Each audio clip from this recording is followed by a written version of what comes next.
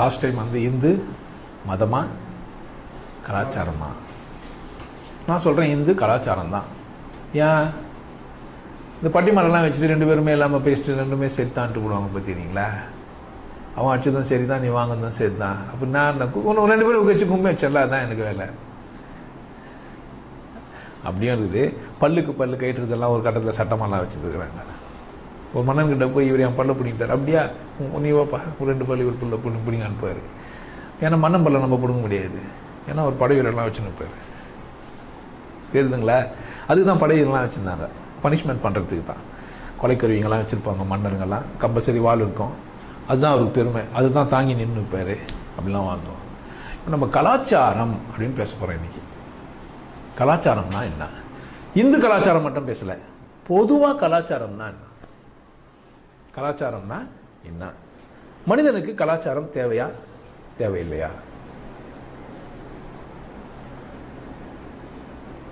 மனிதனுக்கு கலாச்சாரம் தேவையா தேவையில்லையா? இருக்குதா இல்லையா? முதல்ல கலாச்சாரம் இருக்குதா இல்லையா? கலாச்சாரம்னா என்ன அப்படின்னு நம்ம பார்த்துக்கணும். இப்போ நிறைய மேதாவிங்கெல்லாம் வந்துருக்குறாங்க, ஒழுக்க கோட்பாடுகள்லாம் சொல்லியிருந்துருக்கிறாங்க.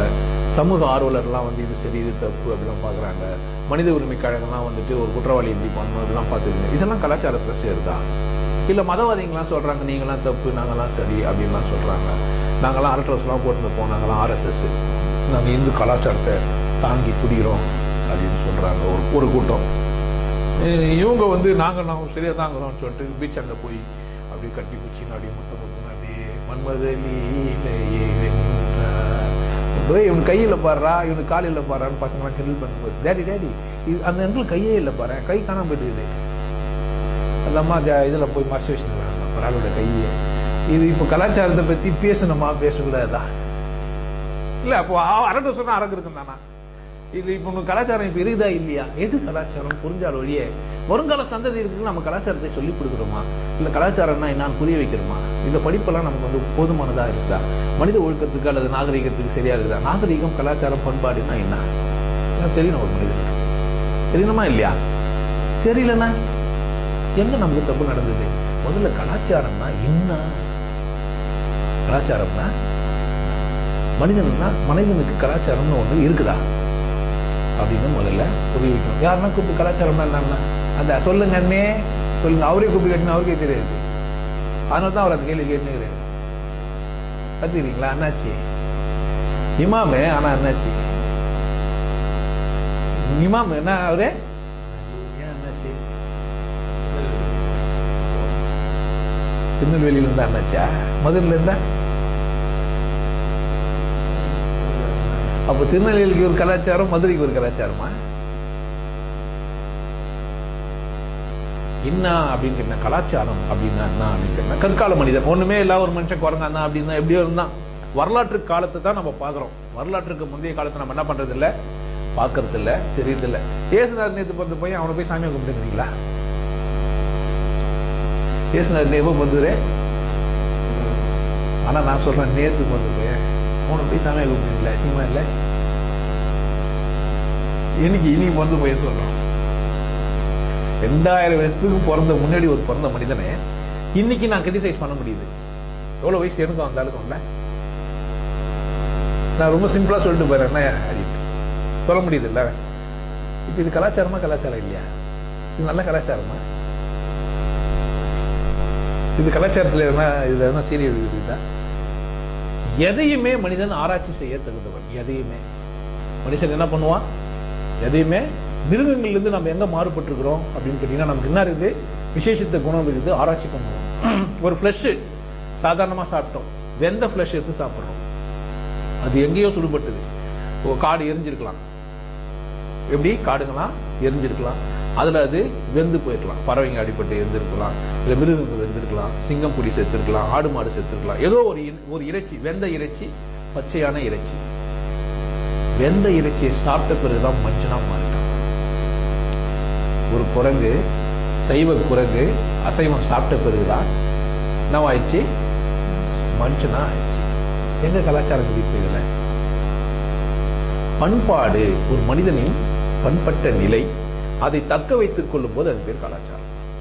ஒரு மனிதன் பண்பட்ட ஒரு மனிதன், பண்பட்ட ஒரு மனிதன். பண்பட்டுனா இப்படி வாழலாம், இப்படி வாழலாம், இப்படி இருக்கலாம், இப்படி இருக்கக்கூடாதுன்ட்டு பண்படுறது. ஒரு நிலத்தை எப்படி ஏறுவது பண்படுத்துவோம்ல, பண்படுத்த பிறகு என்ன பண்ணுவோம், அதை விதைப்போம். விதைச்சு என்ன பண்ணுவோம், அறுவடை செய்வோம். இதை நம்ம தெரிஞ்சுக்கணும்னா என்ன செய்வோம், அடுத்த வாட்டியும் அது பேர் கலாச்சாரம். ஃபர்ஸ்ட் செய்யும்போது என்ன, அது பேரு பண்பாடு. அது தக்க வச்சீங்கன்னா அது பேர் என்ன, கலாச்சாரம். அப்போ காலங்களால் நீடித்த தன்மையில இருந்தா அது பேர் கலாச்சாரம். இமிடியேட்டா செஞ்சா அது பேரு பண்பாடு.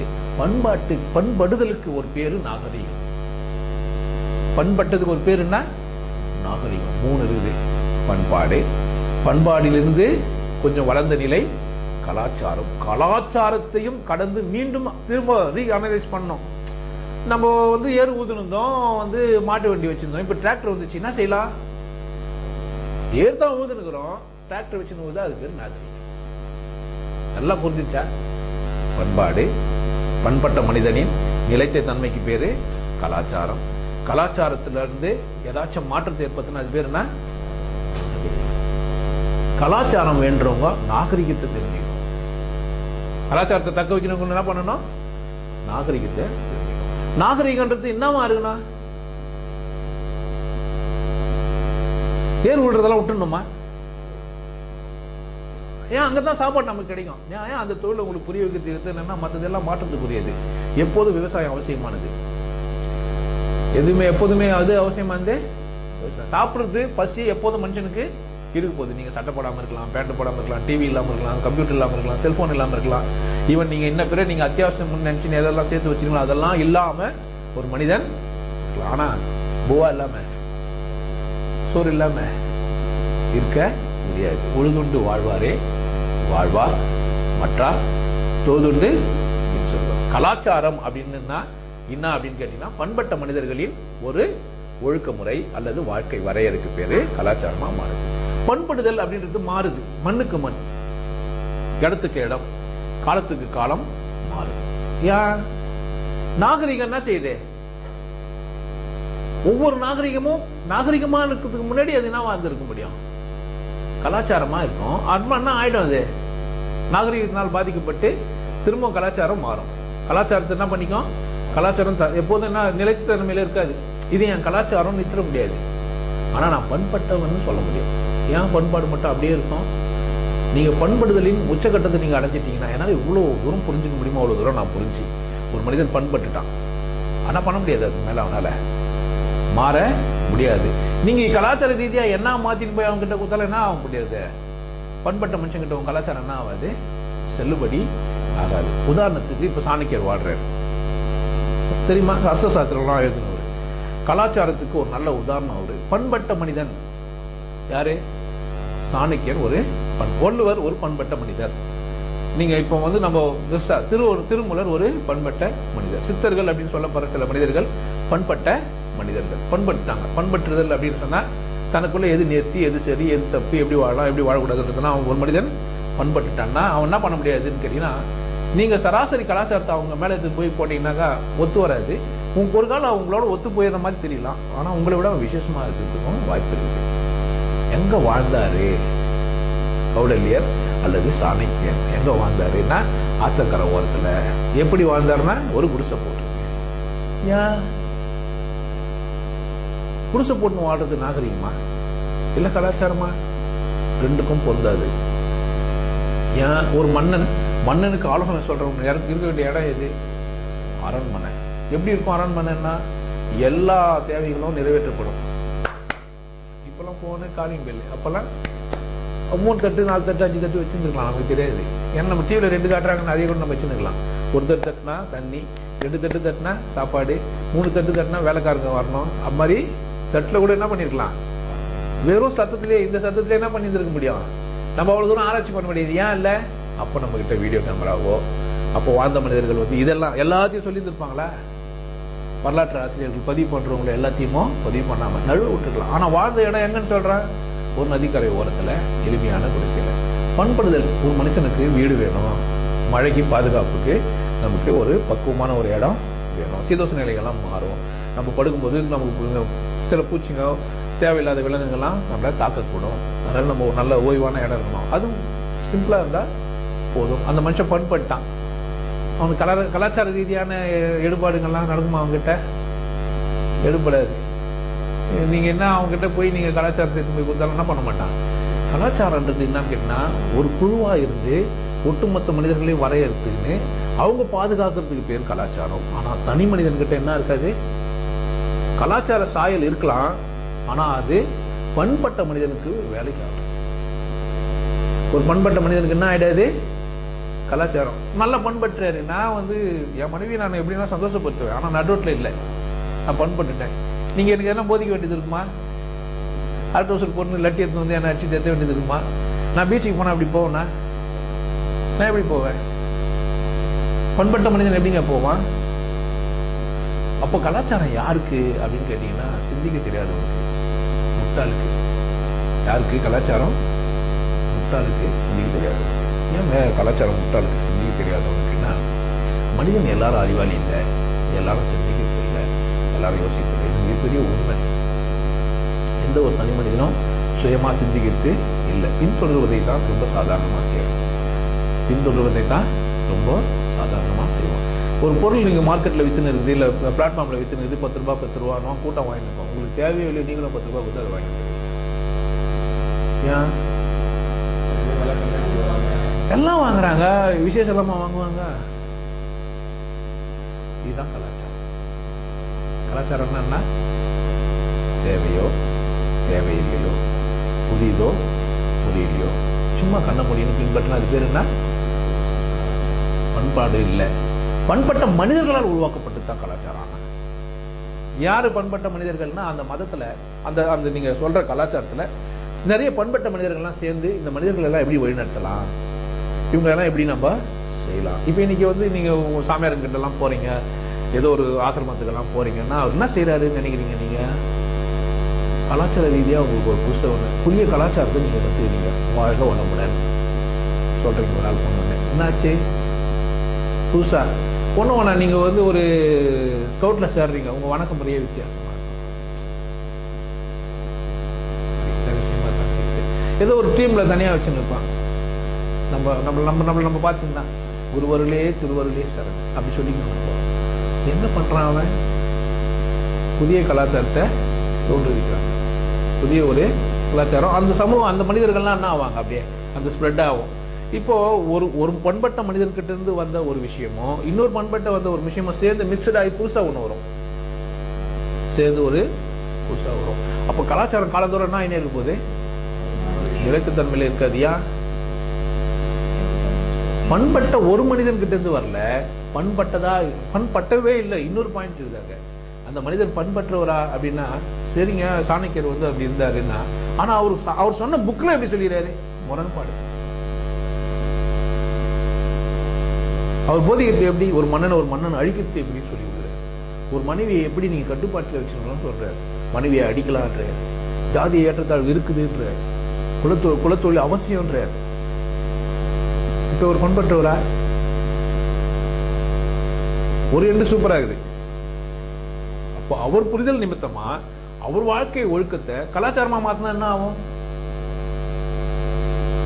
தனி மனிதனுக்கு ஏதோ ஒன்று புரிஞ்சிருதுங்க, அதை கலாச்சாரமாக்கும் போது என்ன ஆயிடும்? டிஃபரெண்டா தான் இருக்கும். அப்போ அதுக்கு மாற்று கருத்தா உணர்வு வருது, அது பேர் நாகரிகம். ஜாதியை ஏற்றத்தாழ்வு பார்க்குறது நாகரிகமான மனுஷன் செய்யலாம், கேள்விப்பட்டிருப்பீங்க தானே? இன்னும் நீ ஜாதி பார்க்கலையா? நீ எல்லாம் நாகரிகமான மனுஷனாடா என்ன சொல்லுவாங்க? அவனை கலாச்சாரமான மனுஷன் சொல்ல மாட்டாங்க, என்ன சொல்லுவாங்க? ஆனா அவங்க என்ன சொல்லுவாங்க? என் கலாச்சாரத்தை நான் விட மாட்டேன். ஜாதி ஒழுக்கம் பாக்குறவங்க என்ன செய்வாங்க? என் கலாச்சாரத்தை நானே விட மாட்டேன். எனக்குன்னு ஒரு கலாச்சாரம் இருக்குது, நான் அதை விட்டு கொடுக்க மாட்டேன். ஒரு பறைய உள்ள வந்தான்னா நான் சாணி போட்டு தான் கழுவேன். அவங்க ஒரு டம்ளர் குடிச்சானா நான் சாணி தெரிஞ்சுட்டு தான் எடுப்பேன். யாரு அவங்க? கலாச்சாரம். இப்ப இதுக்கு ஒரு ரெமிடிஸ் பண்ணலான்ட்டு என்ன பண்றாரு? பேப்பர் கப் வச்சுக்கிறாரு, ஃப்ரெஷ் பண்ணி போட்டுடலாம். இது பேர் என்ன? நாகரிகம். கலாச்சாரத்தை டிஸ்டர்ப் பண்ணாத, கலாச்சாரத்தை என்ன பண்ணாம டிஸ்டர்ப் பண்ணாம தெரியாத மாதிரி நாகரிகத்திலயும் இந்த மாதிரி நன்மை தீமை இருக்குது. நாகரிகத்தை என்ன பண்ணிக்கலாம்?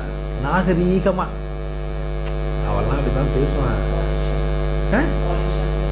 அவன் அப்படிதான் பேசுவான். டாடி அப்படி இல்லை, அங்கேருந்து சேரியிலேருந்து வரான், கண்டுக்காத அப்படியே உடைய வச்சு அவன் அப்படியே வச்சுக்கலாம் அவனன்ற அர்த்தம்.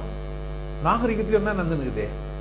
நாகரிகமும் முழுமை பெறல, பண்பாடும் முழுமை பெறல, கலாச்சாரமும் என்ன பண்ணல, முழுமை பெறல. ஏன் முழுமை பெறல?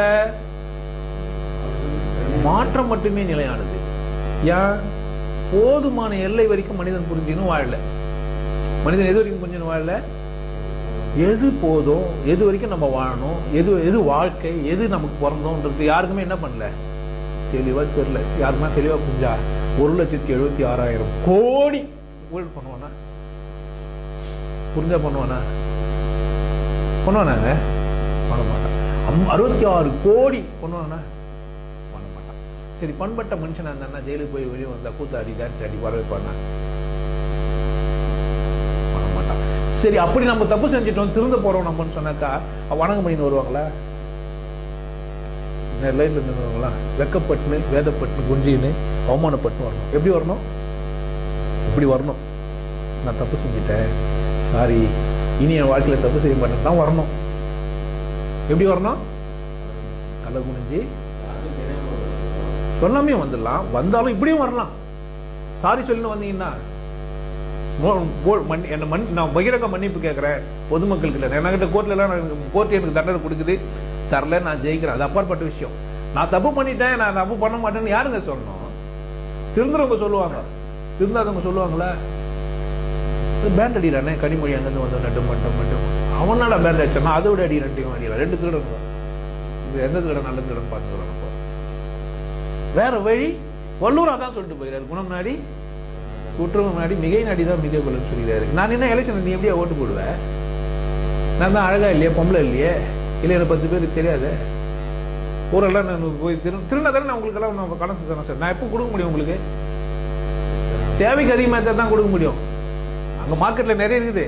ஆனால் நான் எப்படி எடுக்கிறேன்? கடவுள் எனக்கு தந்து கொடுத்துக்கிறாரு. பொக்கிஷன்டா சிவா எடுத்துக்கொன்றாரு. நான் எவ்வளோ எடுத்துப்பேன் நினைக்கிறீங்க? 2 ரொட்டி துண்டு போடுற சாமி. ஏன் தங்கம் வெள்ளி வயரெல்லாம் சாப்பிட முடியாதையா? டெய்லி எனக்கு ஒரு வரம் கொடுக்குறாரு கடவுள்னா. இப்போ 3 வேளை சோறு நான் சாப்பிட இருக்கு வச்சா போதுங்க. ஏழையோட பிரார்த்தனை அவ்வளோதான். உண்மையான தேவையும் இதுதான். பட் பகிரங்கமாக இந்த சாமியாருக்கு அவங்கெல்லாம் சொல்லணும் பிரார்த்தனை. இவ்வளோ கோடி மக்கள் பத்தல. காலை இது கடற்கரை ஓரமாக வச்சு கூட்டம் வச்சான் பத்தல. மாடு 40 யானையை சா வச்சான் பத்தல. காட்டேஜ் கட்டுனுக்கிறான் பத்தல. ஹெலிகாப்டர் வாங்கிட்டான் பத்தல. பத்தல. அவனே நிறைவடையில. ஆனால் நிறைவடைத்தை பற்றி பேசிக்கிறான். எங்கேயோ ஒருத்த மூலில் உட்காந்து அவர் சொன்னார் என்னன்னு சொல்லுங்கிறான். இவன் தான் சொல்றான், ஆனால் அவன் சொன்னான்னு சொல்லி அது ஒரு சந்தோஷம். இவங்கிட்ட அவன் போய் பார்த்து பேச சொன்னானா? இல்லை. அது சொல்றதுக்கு ஒரு ஆள் வச்சுக்கிறாங்க. அதையும் சொல்றதுக்கும் ஒரு. அப்போ கலாச்சாரம் என்ன இருக்குது? அரக்கு இருக்குத்தனமா. சரி இருக்கட்டுங்க.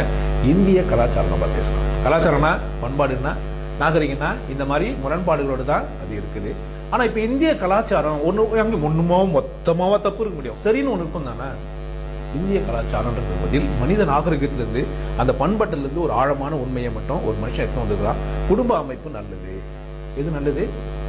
குடும்ப அமைப்பு நல்லது. கணவன், மனைவி, பிள்ளைங்க. யாரன்னா யாரை கொண்டா போய்க்கலாம், எப்படின்னா புள்ள பத்தலாம், அப்படித்தானே விலங்குகள்லாம் செய்யுது. ஆனா மனிதன் பண்பட்டது எதில் இந்த விதத்துல இன்னும் இருந்துருக்குது? குடும்ப அமைப்பு. உலகம் முழுசும் குடும்ப அமைப்பு இருக்குது. நம்ம மட்டும் குடும்பம் வாழல. உலகம் முழுசும் மனிதன் எப்படி வாழ்ந்துங்கிறான்? குடும்பத்துக்குள்ள சிதைவு ஏற்படுது, குடும்பத்துல பிரிவினைகள் ஏற்படுது, குடும்பத்துல நிறைவில்லாம இருக்கிறாங்க. ஆனா கலாச்சார ரீதியா மனுஷன் குடும்பம் நல்லதுன்னு புரிஞ்சு வச்சுக்கிறான். எல்லா நாட்டிலையும் எல்லா தேசத்திலையும் அடிப்படையா கலாச்சார ரீதியா ஒரு உண்மை இருக்குதுன்னா குடும்ப அமைப்பு முறை சரி, அரசியல் அமைப்பு முறை தப்பு. அதனால தான் நிறைய புரட்சிகள்லாம் ஏற்பட்டு மன்னர்கள் ஆட்சியெல்லாம் இருந்த கலாச்சாரங்கள்லாம் என்ன பண்ணிட்டோம்? வானா ஒழிச்சிட்டோம். என்ன பண்ணி வச்சுக்கிறோம்? மக்கள் ஆட்சி முறையை கொண்டு வந்துக்கிறோம். இப்போ அதுதான் நாகரிகம். எது நாகரிகம்? மன்னர் ஆட்சி முறை இருந்த கலாச்சாரத்தை மாற்றி மக்கள் ஆட்சி தேவைன்னு சொல்லி வச்சுக்கிறோம். ஆனால் சில நாடுகளில் மக்கள் ஆட்சி மாதிரி சொல்லிக்கின்னு ஆனால் மன்னர் ஆட்சி நடந்துருக்குது. இந்தியா தமிழகத்தில் கூட அது அப்படிதான் நடந்துருக்குது. இலங்கையில கூட முன்னாடி வரைக்கும் அப்படிதான் நடந்திருக்குது. 2 பெரிய மன்னர்கள் தான், அந்த குடும்ப சார்ந்தவங்க தான் 2 பேரும் வந்தாங்க. ராஜபக்சே, மகேந்திரபக்சே இவங்கெல்லாம் தான் இந்த 2 மன்னர் குடும்பத்திலிருந்து மாறுபட்டவங்க. அதுக்கு முன்னாடி இருக்கிற வரைக்கும் அவங்க மன்னர்கள் இருந்து வந்தவங்க தான். நம்ம பார்த்த நேரு ஒரு சின்ன மன்னரா, குறுநில மன்னரா இருந்தவர் தான். பிபி சிங்கு மன்னரா இருந்தவர் தான். அரசியல்ல இன்னைக்கு மேல்தட்டுல நிறைய பேர் இருக்கிறவங்க எல்லாம் யாரு அப்படின்னு கேட்டீங்கன்னா மன்னர்களாக குறுநில ஆட்சியாளர்களாக இருந்தவர்கள் தான். பாசிச அரசுனே கூட இவங்களால் பேசப்பட்டிருக்கோம். மக்கள் ஆட்சியா மாறினா கூட அவங்கள என்ன பண்ண முடியல, அவங்களால வெள்ளையனே வெளியேறுன்னு சொன்னவங்க எல்லாம் அத்தனை பேரும் வந்து எல்லாருமா எல்லா தட்டு மட்டும் மக்களும் இருக்கலாம். ஆனா ஆட்சி பீடத்துல பிடித்து கொண்டவர்கள் இருக்கிறவங்க யாருன்னா எல்லாரும் அங்க இல்லை. அதுக்காக அம்பேத்கர் போன்றவங்களாம் வேலை செய்ய வேண்டியதா இருந்தது. அதனால கட்டாயமா என்ன பண்ணாங்க, சில இதுல ரிசர்வ்டு தொகுதி இன்னைக்கும் இருக்கும். நீங்க ஒரு சில இடத்துக்கெல்லாம் போனீங்கன்னா அதையும் அரசியல்காரங்க என்ன பண்றாங்க, விலை கொடுத்து வாங்குறாங்க. அந்த கட்சிக்காரங்க வந்து அந்த ஜாதிக்காரங்களை நிக்க வச்சு அந்த கட்சிக்காரனா மாத்திக்கிறாங்க. கட்சி தலைமை பகுதியில் யார் இருக்கிறாங்க அப்படின்னு நீங்க பாத்தீங்கன்னா யார் இருக்கிறாங்க, ஜாதியத்துல இல்லது வசதியில. இந்திரா காந்தி அந்த ஃபேமிலியே அவங்களோட ஃபேமிலியே வந்து இந்த ஃபேமிலில இருந்து கொஞ்சம் மாறதுக்கு காரணம் ராஜீவ்காந்தி மரணம் திடீர்னு நடந்ததுனால. அதுக்கு அடுத்தது அவங்க வாரிசு அங்க இல்லாதனால. இந்திரா காந்தி செத்த உடனே ராஜீவ்காந்தி, ஆனா ராஜீவ்காந்தி செத்த பிறகு அங்க வாரிசு இல்லாததுனால டிவி நரசிம்மராவ். அடுத்தது இந்த அக்கா வரத்துக்கு இவங்க லண்டன்காரியா இருக்கிறாங்கன்றதுனால வேண்டிதான் பொம்மையா ஒருத்தர் மன்மோகன் சிங் ரெண்டையும் போயிட்டு இந்திய தேசியத்திலிருந்து ஒரு ஆள் போய் நின்றுறான். இப்போ மோடி இந்திய தேசியத்திலிருந்து இந்திய கலாச்சார மனிதன் கூட நம்ம சொல்லலாம். கலாச்சார ரீதியா அவன் தான் முதல்ல போய் பாராளுமன்றத்தை வணங்கினா, கையெழுத்து கும்பிடுறான், ஈஸ்வர அப்படின்னு சொல்லி பண்றான். அரசு சப்போர்ட் பண்ணல, நானே அந்த பக்கம் இருக்கிற உண்மையும் சொல்றேன். அப்போ இந்திய கலாச்சாரத்துக்குள்ள என்ன மாதிரியான ஒரு அமைப்பு இருந்திருக்குது, குடும்பம் இருந்திருக்குது. ஆனா ஜாதிய ஏற்றத்தாழ்வுகளும் இருக்குது. குடும்பமே வச்சுட்டு ஜாதிய ஏற்றத்தாழ்வு வச்சுட்டு அந்த குடும்பம் என்னதான் பண்ணிட்டு இருப்பான். ஒரு முட்டாள்தனமான குடும்பம் ஆக்கிட்டா முடிஞ்சா என்ன பண்ணினே இருப்பான். முட்டாள தான் ப்ரொடக்ட் பண்ண முடியும். அவன் அந்த குடும்பத்தில் நீங்க பிறந்தா நீங்க யார்தான், முட்டாள் தான். ஜாதி வர்ணாம்சத்துல நீங்க 1 2 3 4 3வது ஆளு 2வது ஆளு 1வது ஆளு அப்படிதான் நீங்க பிறக்க முடியும். ஆனா அப்படி ஒரு பண்பட்ட மனிதன் சொல்லியிருப்பானா, மனு ஒரு பண்பட்ட மனிதனா இருப்பானா? ஒண்ணு மனு தப்பா இருக்கணும், இல்ல மனு சொன்னது வேறவா இருக்கணும். மனு தப்பா இருக்கணும், இல்ல மனு சொன்னது வேறவா இருக்கணும். இப்போ கௌடில்யர் அஸ்வசாசனம் சொல்லிடுறாரு, அது இதெல்லாம் சொல்லிடுறாருன்னா அவர் தப்பா இருக்கணும், இல்ல அவர் சொன்னது தப்பா. அவர் சரியா தான் வாழ்ந்துக்கிறாரு. அப்ப ஏன் சொன்னது தப்பாச்சு? சொல்லப்பட்ட மக்களுக்கு தான் அவரு அக்கறை எடுத்துனார். இந்த மனுஷனுக்கு தான் சொல்லிட்டு போனார். ஆனா அவரு என்ன பண்ணிட்டாரு, அவர் சேஃப் சைட்ல அவர் சரியா தான் வாழ்ந்துக்கிறாரு. அவர்கிட்ட ஏழை போனா என்ன பண்ணியிருப்பான்னு நினைக்கிறேன், ஷேர் பண்ணியிருப்பான் தான். அவன் சாப்பாடு என்ன பண்ணியிருப்பான், ஷேர் பண்ணிட்டு தான் இருப்பான். குருசு வீட்டில் வாழ்றோம், யாரை கூட ஷேர் பண்ணிக்க முடியும்? பக்கத்தில் இருக்கிறவங்கள இருக்கா, மன்னன் என்ன பண்ண முடியாது, ஏழை பார்க்க கூட முடியாது. ஸோ அவன் வாழ்க்கையை தக்க வச்சுக்கினா. ஆனா இந்த உலகத்துக்கு என்ன பண்ணிட்டான், தப்பா போதிச்சுட்டு போயிட்டான். சரியா வாழ்ந்து தப்பா போதிச்சுக்கிறான். வாழ்ந்தபடியே போதிக்கிறது இல்லை. ஏன்னா மன்னர்கிட்ட என்ன ஆகாது, எடுபடாது. ஒருத்தர் பணக்காரர் ஒருத்தர் வர கார்லாம் வச்சுக்காதீங்க, ஏன்னா ஆயிடுவாரு, டென்ஷன் ஆயிடுவாரு. அவர் 4 கார் வாங்குற காசு இருக்குது, ஏங்க காரை வாங்கி இதுல போட்டி கொள்ள வைக்கிறீங்க, நல்லது இல்லைங்க. யாரா ஒரு ஏழைக்கு கிடைக்கும், வானம் வாங்காதீங்கன்னு நான் சொன்னா என்ன ஆயிடுவாரு. அதுதான் கான்ஃபியூஷியஸ் அந்த மாதிரியான ஆளு. ஆனா அவருடைய மாஸ்டர் லாவேஸ் இந்த மாதிரியான ஆளு. எந்த மாதிரியான ஆளு? 2வது கார் வாங்காதுன்னு சொல்றவரு லாவேஸ். அதனால முடியுதுன்னா வாங்கிக்கொன்றவரு கான்ஃபியூஷியஸ். கான்ஃபியூஷியஸ் வளர்ந்த அளவுக்கு லாவேஸ் வளரல சீனாவில். அதனால தான் அங்க இன்னைக்கும் கம்யூனிசம். இப்போ கலாச்சார ரீதியா ஒரு நாட்டில் பண்பட்டாலும் கூட இந்திய கலாச்சாரம்ன்றது இல்லை. உலகம் முழுசும் ஒரு கலாச்சாரம் உண்மை என்ன இருக்குது, குடும்ப அமைப்பு இருக்குது. இந்திய கலாச்சாரம்னு வந்தீங்கன்னா ஜாதி இருக்குது, ஜாதியை ஏற்றத்தாழ்வு இது இல்லைன்னா சொல்லக்கூடாது, பொய். அதெல்லாம் ஜாதி இல்லை, நாங்கெல்லாம் திருந்திட்டோம் அப்படிலாம் கிடையாது. உங்களை இன்னைக்கும் நீங்க வச்சுருக்கிறீங்க, ஞானம் கிடையாது, வேற ஒன்றும் கிடையாது.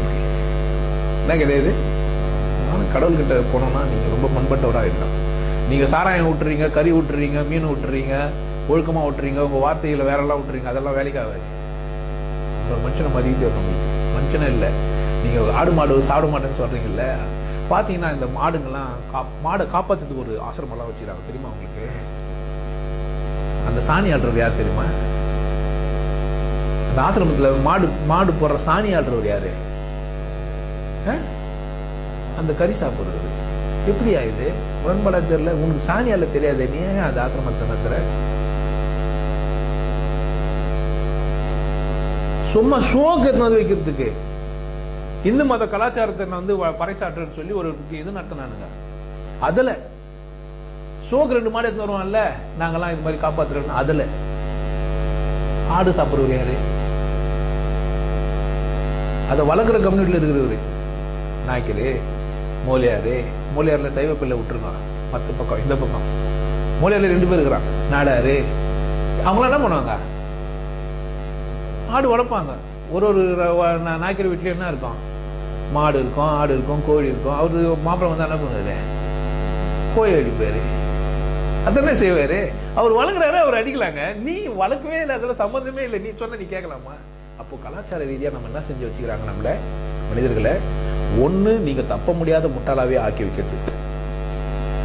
2, நீங்க அதை தாண்டி சிந்திக்கவே கூடாது. ஆனா என்ன ஆச்சுன்னா, நாகரிகம் அப்படின்ற பேர்ல மேற்கத்திய கலாச்சாரம் இங்க வந்து அது பேர் நாகரிகம். மேற்கத்திய நாகரிகம் அது பேரு. மேற்கத்திய கலாச்சாரம் இங்க வருது. அது நமக்கு அது நம்ம கலாச்சாரத்துக்கு அந்த கலாச்சாரம் என்ன? கலாச்சாரம் இல்ல, அது நாகரிகம். புரியுதுங்களா?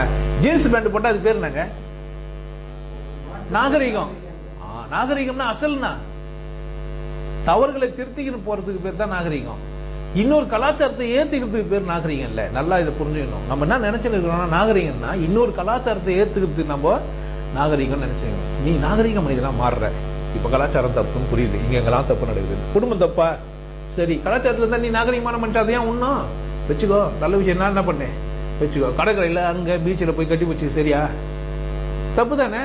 பானா செய்யாத. நாகரிகம் பேர்லயா அதை செய்யற? ஒரு மனுஷன் கட்டி வச்சா தப்பா? தப்பு இல்ல. வெள்ளக்காரன் அங்க எங்க பார்த்தாலும் ஸ்டேஷன்ல பார்த்தாலும் கட்டி வச்சுக்கிறான். இவன் முன்னாடி அவன் முன்னாடி எல்லாம் பாத்துக்கிட்டு இல்ல. அவன் ஒண்ணு வந்து படுக்கைக்கெல்லாம் கூப்பிடுறது இல்ல. ஆனா இங்க 2 பொம்பளையும் கட்டி பிடிச்சு கிஸ் அடிச்சுக்கிறா. இது நாகரிகமா? இது கட்டி பிடிச்சிக்கிறதுக்கும் கட்டி பிடிச்சி கிஸ், லெஸ்பியனுக்கும் கட்டி பிடிச்சதுக்கும் வித்தியாசம் இருக்குதா இல்லையா? செக்ஷுவல் அட்ராக்ஷனுக்கும் சும்மா ஒரு அன்பா கட்டி பிடிச்சது, அன்பின் அரவணைப்புக்கும் இதுக்கு 2க்கும் முரண்பாடு இருக்குது தானே? கட்டிப்பிடித்தல்னு ஒரு சம்பவம் நடந்தாலும் கூட, நீங்க கணவன் மனைவியாக இருந்து கட்டிப்பிடிச்சா கூட எப்போதும் நீங்க ஆணும் பெண்ணுமாக கட்டி வச்சுப்பீங்க. அன்பா கண்டுபிடிச்ச கணங்கள் இருக்குதானே? ஒரு கணவனை ஒரு மனைவி எப்போதும் காமத்தோடுவா தொடுவா. தலை வலிச்சா தைலம் தேய்க்கும் போது காமத்தோடுவா தொட்டுருப்பா. கால் வலிதுன்னு காலம் அமுக்கும் போது, இல்ல குளிக்கும் போது முதுகு தேய்க்கும் போது காமம் இருக்கும். சட்டப்பட்டு தெரிஞ்சுங்கிற ஆம்பளை எந்த பொம்பளையும் காமத்தோட பாக்குறதே இல்லை. குழந்தையதான் பாக்குறா. நமக்கு துணி விலகினா கூட காமத்தோட தான் பாக்குறோம். ஒரு ஆம்பளை சட்டப்படாத ஆம்பளை ஒரு பொம்பளை எப்படி பாக்குறா? குழந்தையாதான். இந்த நாட்டுல இல்ல, இந்த நாட்டுலயும் இந்த நாட்டுல இல்ல. லைக் பேபின்னே தான் சொல்லியிருப்பாங்க. அந்த பாட்டை கூட பாத்தீங்கன்னா நீங்க பலான பாட்டுலாம் வருது இல்ல, ஐட்டம் சாங்குங்கெல்லாம் வருது பாருங்க. அதுல கூட என்ன இருக்காது, இந்த மாதிரிலாம் இருக்காது. அப்போ நாகரிகம் என்ற பேர்ல இன்னொரு கலாச்சாரத்தை நம்ம எடுத்துக்கிறோம்ன்றத புரிஞ்சுக்கின்னு இதுலயும் தப்பு ரைட்டா இருக்குதான்னு பார்த்து என்ன பண்ணோம்? நாம தான் பண்பட்டுனே இருந்தோம். யார் தான் பண்பட்டு இருக்கணும்? ஒவ்வொரு தனி மனிதனும் கலாச்சாரம், நாகரிகம், பண்பாடை புரிஞ்சுக்கின்னு தன்னைத்தானே என்ன பண்ணிக்கணும்? பண்படுத்திக்கணும். கலாச்சாரம்ன்ற பேர்ல நீங்க ஏத்துக்க முடியாது. இந்திய கலாச்சாரத்தை நான் எப்படி ஏத்துக்க முடியும்? ஜாதி ஏற்றத்தாழ்வு ஏத்துக்க முடியுமா? கலாச்சாரத்தை ஏற்றுக்கொள்ள முடியாது. கல்ல வணக்கத்துக்கு உங்க கலாச்சாரம் நான் எப்படி ஏத்துக்க முடியும்? நான் பண்பட்டு இருக்கிறேன், அது கல்லுன்னு எனக்கு புரியுது. நான் எப்படிங்க ஏத்துக்க முடியும்? அப்ப நான் கலாச்சார மனிதன் இல்லையா? எனக்கு நாகரிகம் புரியுது. நாகரிகம் மட்டும் நான் என்ன பண்ண முடியாது? கல்லைத்தான் மண்ணைத்தான் அப்படின்னு நாங்கள் பேசணும் தான். ஒன்னு நான் அந்த பக்கம் போயிட்டேன், நான் வந்து உன் கலாச்சாரத்தை தப்பிட்டேன்னா, நீ என்னை முட்டாளா வச்சுக்கிறதுக்காக உன் கலாச்சாரத்தை வச்சுன்னா நான் என்ன பண்ண முடியாது? நான் எதன் பேர்லயும் நான் என்ன ஆக முடியாது?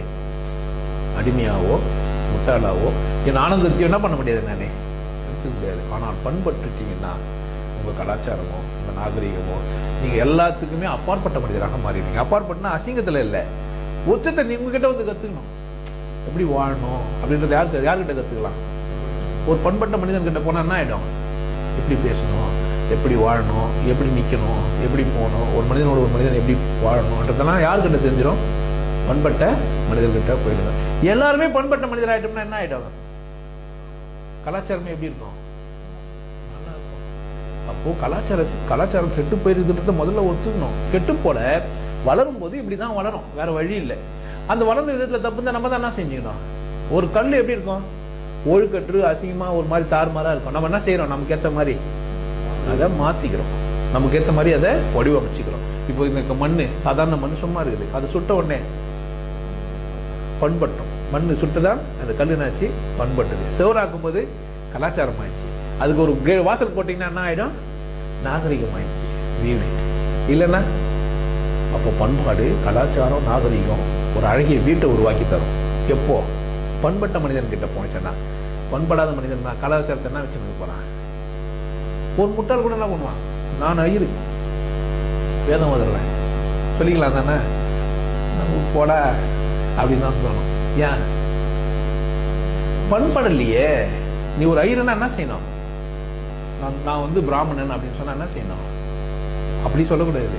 ஐயா நான் ஒரு பிராமணங்க எப்படி சொல்லணும்?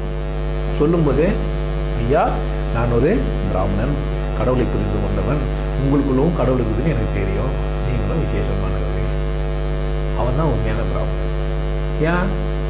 பிரம்மத்தை உணர்ந்தவன் என்ன பண்ணுவான், தனக்குள்ள ஒரு உண்மை இருக்குதுன்னு புரிஞ்சுனான். எதிர என்ன இருக்கான், அவன் முட்டாளவனா இருக்கலாம், அவனுக்கு படிப்பறிவு இல்லாம இருக்கலாம், அவன் ஏழையா இருக்கலாம், வயசுல சின்னவனா இருக்கலாம், தகுதியில மற்ற எதிர்த்து சரியில்லாம இருக்கலாம், ஆனா அவனுக்குள்ள என்ன இருக்குது? அந்த மாதிரி மனிதர்கள் தான் ஆடு மாடு வெட்டி சாப்பிட்றதுக்கு பயந்தாங்க. அவனை பார்த்து நடிக்கிறதுனால நீ என்ன ஆயிட முடியாது, பண்பட முடியாது. பண்பட்டவன் ஆடு மாடு கூட சாப்பிடலாம். ஏன்?